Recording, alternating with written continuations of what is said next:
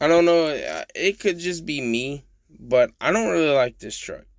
I mean, it's a nice truck. Don't get me wrong. It's really nice. I mean, there's only like it said 2,000 hours on it, I believe.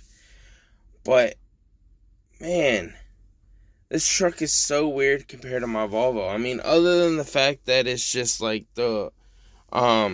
this reminds me of a cat truck, like the interior, and it reminds me of a Turex truck, which Turexes are really crappy. I mean, I don't know about the newer ones, can't tell you, because I never drove a newer one. I drove an old piece one that was, crapped out, or clapped out, whatever you want to call it.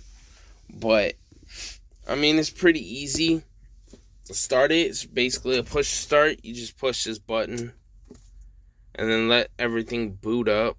And then once things boot up, then you will go down here to the brake, hold it down, hold this, boom, it starts. And then if you want to turn it off, all you gotta do is literally hold down the stop button and it'll stop. And then if you want to go into forward, you press down the brake. After you take it off parking brake, you gotta press down the brake and then hold this button, and then press down the brake again, push the forward, and then same with all the other ones. You press in the brake, and then if you want to go into the gear, you press the button. And then here's your bed. One thing I like about the Volvo is the fact that whenever, or at least the newer Volvos, whenever you want to let down the bed, you don't gotta hold this lever that way. All you gotta do is literally push it forward, and then it'll lock into place. And then when it does, then you're good to go. Then it'll actually do it yourself, and then you can continue driving. But if you hit a bump or whatever and whatnot, your hand's gonna let go of that. But here's your mirror. So it's electric mirrors. So all you gotta do is, adjust it how you want to. There's your radios. It sucks that this one doesn't have Bluetooth, but it is what it is. This big window doesn't open. The only one that does is this one cracks open, and then this one opens. This window right here by this lever. Here's the seats. Here's the configurations to do your bed or your seat. It's pretty weird. I mean, the lever, if you want to go forward, you just press this up and then pull back or forward. Yeah, I mean, it's not like there's not really much in here like of storage space. Like, there's this little pocket right here. This isn't my truck, like I said. I don't really like the cup holders.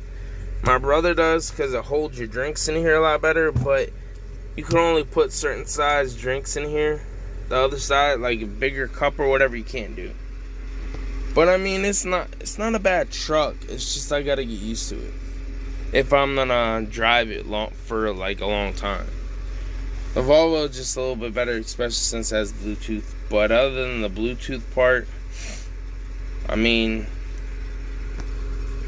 the Volvo is a lot better in my opinion. You guys can tell me, if you ever driven one of these trucks, if you like it or not. I wouldn't mind having one, don't get me wrong, but I would rather have my Volvo. Just my opinion. But I mean, here's your display. If you do go in reverse, this display turns into a display of backup camera, so you can see what's behind you. Your RPMs are right here, your hours. So this only has 2,618 hours. Your DEF fluid, your fuel, miles per hour, tachometer, and then lets you know what gear you're in, if you're in parking or not, and then just some other stuff.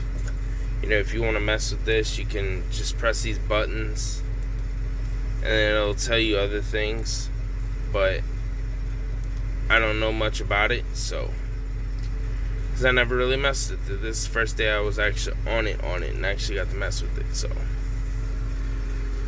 yep. But I was only on here just to mill the road, help the millers take the asphalt that was milled up and put it in that pile. Other than that, I'm probably just gonna go on my Volvo tomorrow, because there really wasn't much to do today anyway because it was wet. So